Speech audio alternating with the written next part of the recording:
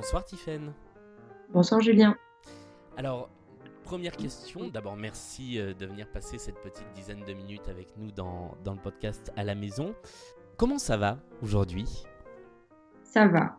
Petit moral, mais on fait avec. Il y a des jours avec, des jours sans. C'était un jour un peu sans, D'accord. mais ça va. Bon, on va en parler. Pour nous accompagner tout le temps de cette émission, est-ce qu'il y a un titre, une chanson, un artiste que vous aimeriez écouter ? On peut mettre du Billie Eilish. Eh ben allons-y, on va mettre Bad Guy. Moi, c'est la première qui me vient sous la main, juste en fond sonore. Alors, qu'est-ce que vous avez fait, Tiffaine, tout le long de cette journée de dimanche, donc de cette fin de week-end, dans un long week-end ? Ouais. Déjà, j'ai pas été adepte de la grasse mat. Je me suis levée assez tôt. Ouais. Les nuits sont plutôt courtes en ce moment. Et du coup, j'ai cuisiné. J'ai préparé de la pâte à sel pour faire un bingo à distance avec des potes. Ah, Ça me dit sympa, bien. ouais. Et j'ai fait des parties d'échecs et j'ai fait un peu de sport. Ok. Donc, je me suis quand même bien occupée aujourd'hui. Comment vous faites pour le sport, d'ailleurs, en restant confiné ? Alors, soit je suis des lives sur Insta de mes profs de d'habitude, Ouais. à des heures précises, soit je me fais une séance toute seule à la maison. J'avais pas très envie d'aller courir, de sortir. Je trouve ça un peu trop dangereux et pour les gens et pour moi. Mhm. Euh, donc, je fais ça à la maison, tranquillement. Comment ça se passe pour vous hors week-end, le reste de la semaine, le confinement ? Vous êtes en télétravail ? Vous l'abordez comment cette période ? La semaine est plus simple à gérer parce qu'effectivement, je suis en télétravail et j'ai beaucoup de boulot. Parce que je travaille dans la com, donc là, c'est un peu l'effervescence de comment on parle. Ouais. Donc, ça occupe bien les journées. Ça en est aussi des journées un peu stressantes parce que les personnes avec qui on travaille forcément ont plein d'attentes en ce moment, pour être au plus juste. Donc, au moins les journées sont occupées. Je pense Ok. que je pèterais un petit peu un plomb si je devais pas bosser. Ça doit être super dur de pas bosser. Et c'est ça qui explique un peu les hauts et les bas, le degré d'occupation des différentes journées, ou ça vient d'autre chose ? Je pense qu'il y a un peu de ça. Il y a le fait d'être occupé, forcément, ça permet de moins penser Mhm. et donc de poser moins de questions sur la situation. Mercredi, j'ai eu une journée vraiment basse, même si j'avais beaucoup de boulot, où je me posais 1000 questions sur ce qui se passe, comment ça va être après. Je pense qu'il y a un- quelque chose comme ça où on se pose beaucoup de questions et où ça fuse très vite et on Ouais. n'a tellement pas de réponse que c'est difficile de se poser, quoi. Ouais. Vous restez très, très à l'écoute des chaînes d'infos, des réseaux sociaux, de tout ça, ou justement vous essayez de prendre un peu de distance ? Alors au début, la première semaine avant le confinement, tout le week-end, le lundi, mardi, je m'exposais beaucoup, je lisais beaucoup, j'écoutais la radio le matin, je lisais tous les articles, j'étais sur les réseaux sociaux. Et j'ai trouvé ça, pardon, un peu anxiogène. Du coup, j'essaie de le faire moins et de rester quand même informée, Ouais. parce que c'est important, mais de pas être sur Twitter toute la journée, de pas lire j'ai désactivé quelques notifs de médias pour pas avoir toutes les 10 minutes un truc, parce Ouais. que je trouve ça trop dur.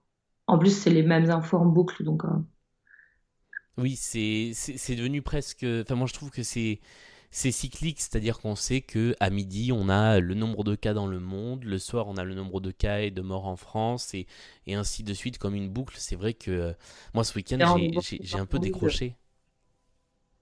Et en plus, c'est des rendez-vous un peu morbides. Enfin, Ouais. voilà. C'est soit le nombre de morts, le nombre de cas en France, dans le monde, en Italie, le nombre de jours de confinement il n'y a aucune info positive qui pop dans tout ça pour le moment. Ouais. J'ai hâte que, que les infos deviennent meilleures. Pour le moment, elles ne le sont pas. Et tous les jours, on se dit, allez, genre, on va avoir peut-être une lueur d'espoir et on l'a toujours pas. Donc, Moi, j'essaie de me raccrocher aux peu de choses qui peuvent être vues comme des lueurs d'espoir. Donc, c'est vrai que je lis beaucoup d'articles en ce moment sur la recherche. Je me suis mis à lire sur des sites professionnels médicaux comme le Vidal, comme des trucs comme ça. Donc je comprends pas la moitié de ce que je lis, mais au moins je me dis il y a de la recherche sur des antiviraux, sur des anticorps. Ça m'a rappelé mes cours de bio où on comprenait la différence entre vaccins, anticorps, tous ces trucs-là. Mais c'est vrai que je me raccroche un peu à ça. Je me dis l'espoir il est là quoi. Ouais, c'est vrai. J'ai pas encore fait le pas. Je pense que c'est ça qui va falloir que je fasse. Alors, Effectivement. il y a un truc qui m'a interpellé quand on a commencé à discuter, parce que contrairement à plein d'invités jusqu'ici de ce podcast, on se connaît pas dans la vraie vie. Non. Vous m'avez expliqué que vous n'êtes pas confinée toute seule et que c'est Non. une situation un petit peu particulière. Vous pouvez me raconter un petit peu ça?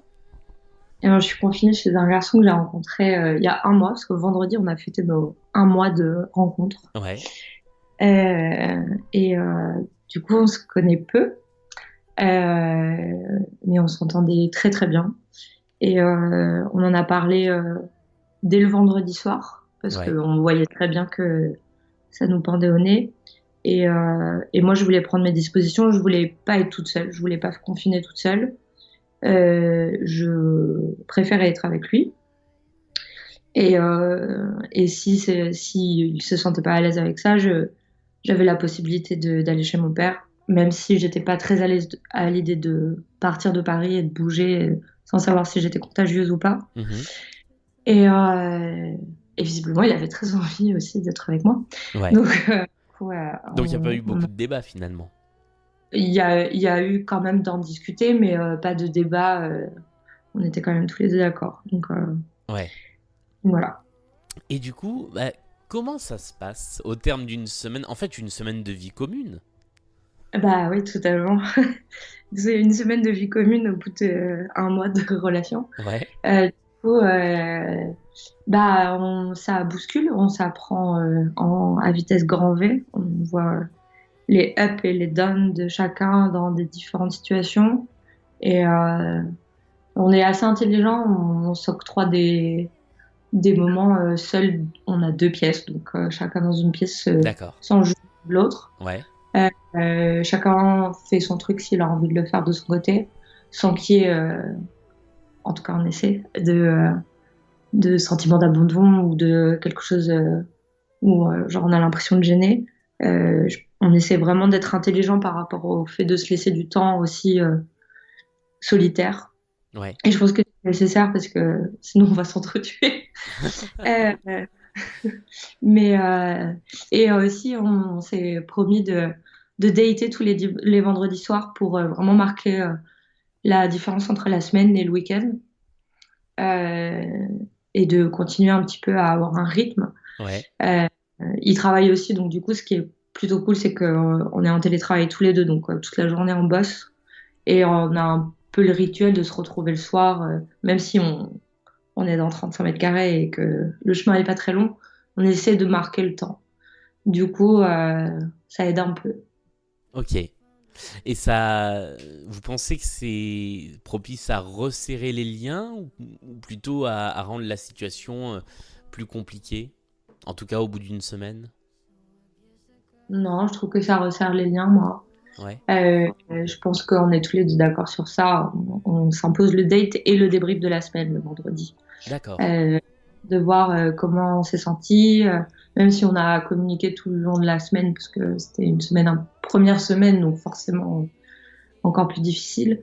Mais et du coup, on en parle de comment on a été, pourquoi on a réagi comme ça. Donc du coup, je trouve que ça nous resserre plus qu'autre chose. Et voilà. Ok. Ah bah, moi, ce que je vous souhaite, c'est que ça se passe super bien pour tout le temps du confinement. Oui, ben moi Ah, aussi.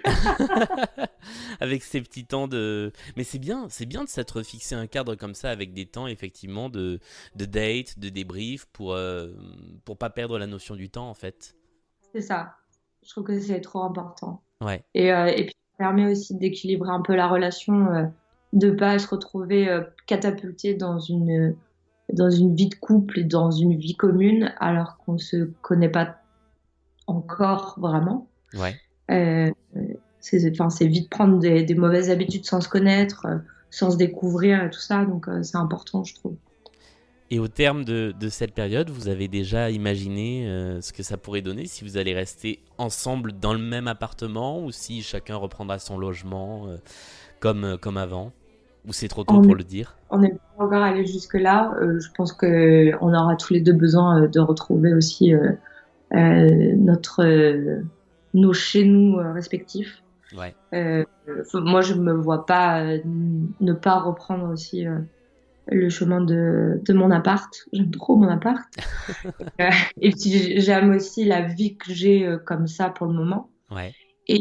Mais par contre, en rigolant, on s'est dit que si on arrivait à faire ça, euh, si on arrivait à tenir et à rester ensemble même après le confinement, on pouvait très bien se marier et faire des gosses.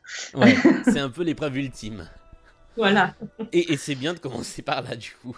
c'est ça. On Ouais. se dit qu'on aura peut-être fait le plus dur parce que il y a peu de cas et peu de couples qui sont 24-24 dans le même lieu sans voir personne d'autre. Parce qu'il y a aussi ça, en fait, je trouve, dans le confinement. C'est Ouais. pas de confinement d'être avec quelqu'un où je suis avec quelqu'un toute la journée, mais il y a aussi le fait de ne pas voir d'autres personnes. Mm. Et c'est ça que je trouve presque le plus dur, en fait, de ne pas voir d'autres personnes.